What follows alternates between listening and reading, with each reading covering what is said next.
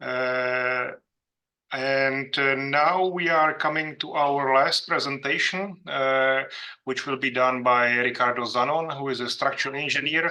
And at this moment, he is leading the structural engineering cluster at ArcelorMittal Stelligence in Luxembourg.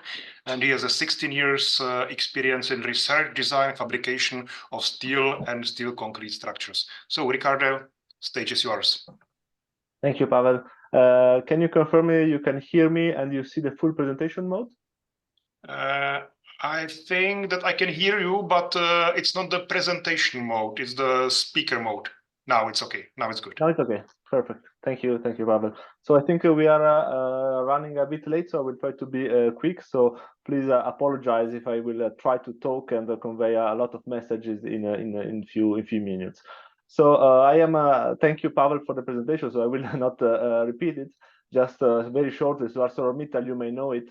It's one of the leading company in terms of steel production. We have facilities overall in the world, and we are a supplier for a lot of applications, and of course construction. There is somebody with a micro on, so thank you. Pero, ¿qué te digo? Sí. So I will go on. Yes. So when it comes to bridges, in fact, we are very proud to be supplier of to our customers. So some of them are in the call now. So I will not cite them again. So we are very proud to see that our material is considered to be worth being implemented in this kind of bridges. I put on the screen 4 companies which in the past I had the chance to work with, but of course this list is not complete. There are many more, and we are always happy and open to work with anyone.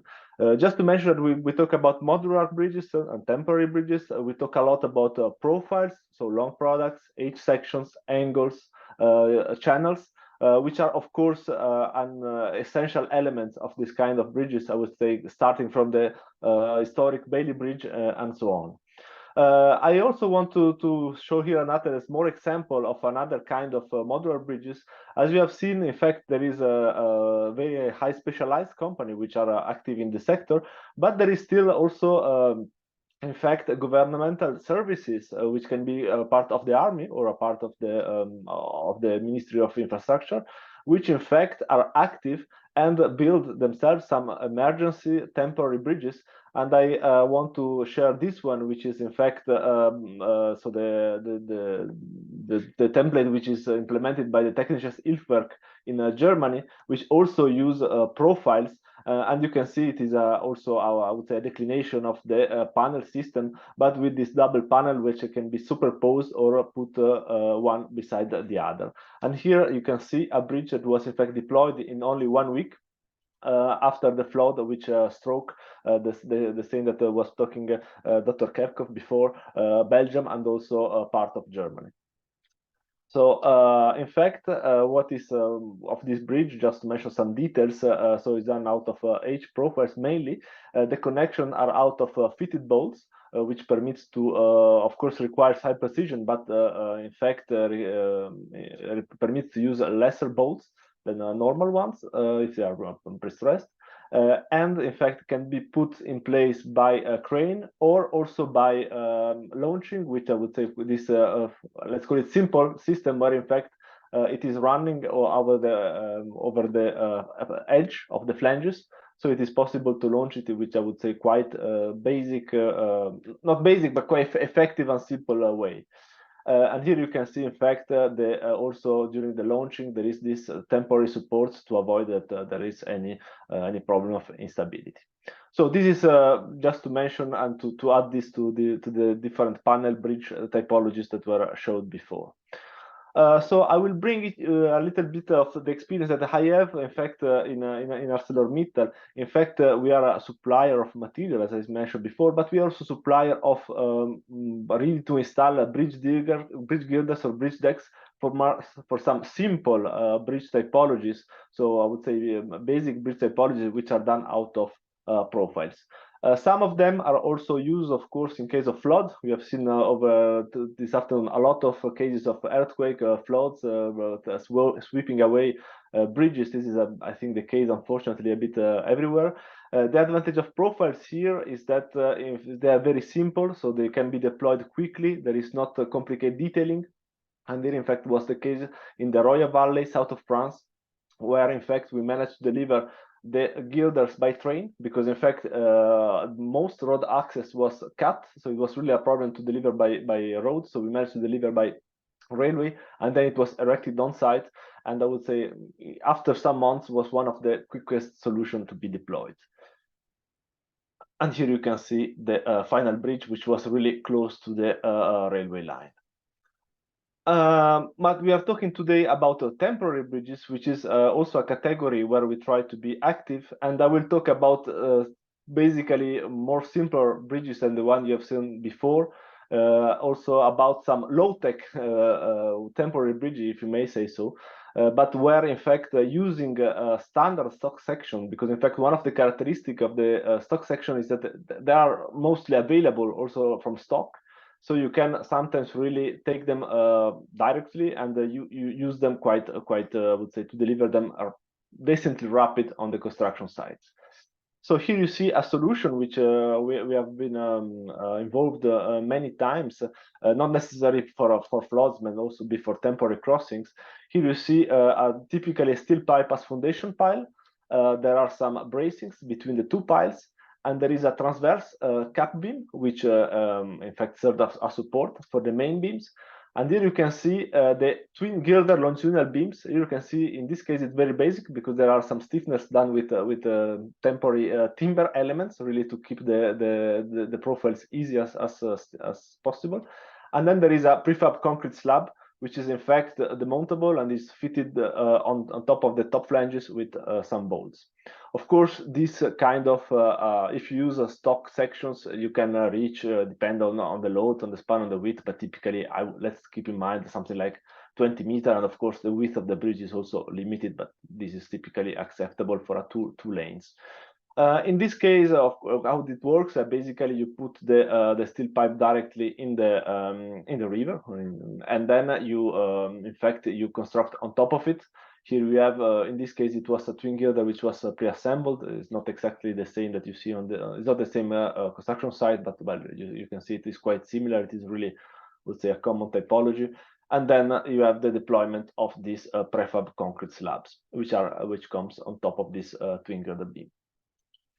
Another declination of this, it is here. It is a company I will cite them, which is very known for these typologies. Is a small change about the typologies which we have seen. In fact, is steel pipe as foundation pipe. We have the bracing, and in fact the transfer cap beam. And instead of having a double elements as twin gear, the screw, the prefab slab, you have directly a steel deck system which comes on top, and which is in fact a serve. So the steel itself serve also as a, I would say, a surface where you can directly roll on. Here you can see the details. So it is something that we like, in fact, to fabricate and to supply. Would say companies which deploy this system. Here you can see, in fact, it is typically IPHE section put together and welded along their flanges, typically continuously above and discontinuous below. Continuous is more for the water tightness and the integrity of the surface. And there is a detailing which is quite typical. For example, we have stiffeners which permits to connect the module one with the other in a quite simple way. So you can also have typically the systems are fabricated in a width that you can easily transport, something like 2.5 meters. But then when you put one beside the other, in fact, you can reach the full width of the deck that you wish. You have elements for the lifting hooks, and also you have, in fact, some tubes which are usually already prepared, also to have, in fact, the railings to fix the railings. So this apart this system, another temporary bridge system that we are also supplying is for the railway.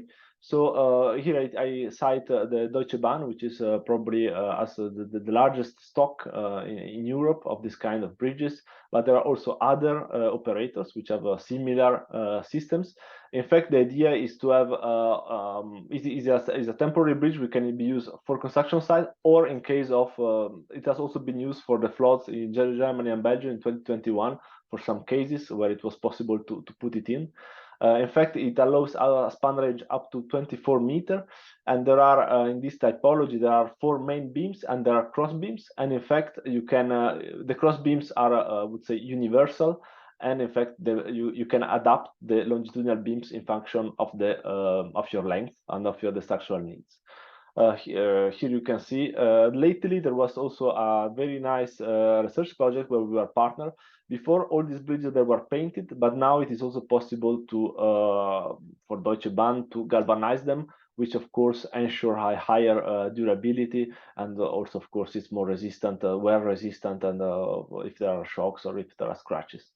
So it is something which has been developed. There have been tests which have been made also to characterize the fatigue behavior. And here you can see how it is deployed. So typically there is the detailing which it is done so to fit over a railway wagon, in fact, and it can be deployed by a railway crane itself directly on the final supports, which of course have to be prepared. Here you can see the deployment, and then you have this bottom face that you can see, which have your would say these arms, which can be turned, and which can also provide the footway platform, which is typically with timber planks, and you can in fact quite quickly deploy this kind of railway system. Here we can also see there is the case for the longer span where there is an additional lamella, so additional reinforcing plate, which is welded on the outside flange to increase the static capacity of the solution. Yes, so I'm at the end of my presentation. So just to mention that we have a small team of engineers quite passionate in bridges. So we are also very open if you have project questions to interact with you. We try to do our best. And since I am the last speaker, I also inserted a citation by one of the engineers, which inspired when I was a young engineer. In fact, he said there is no higher satisfaction for an engineer than to see the realizations of fruits of this work serving the community and the society. And I think when we come to temporary bridges, we have seen really the effectiveness that they have when there are floods, when there are catastrophes, to reestablish links and to help the humankind. So I think it is really, I would say, a field where I congratulate all the persons, all the engineers which have intervened today, and which are really, I think, providing a great service to the society and an example of the work of engineer. So thank you for your kind attention. I hope I was not too long, and I give you back the floor, Pavel. Thank you very much, Ricardo. Thanks to all the speakers. And now we have some time for questions.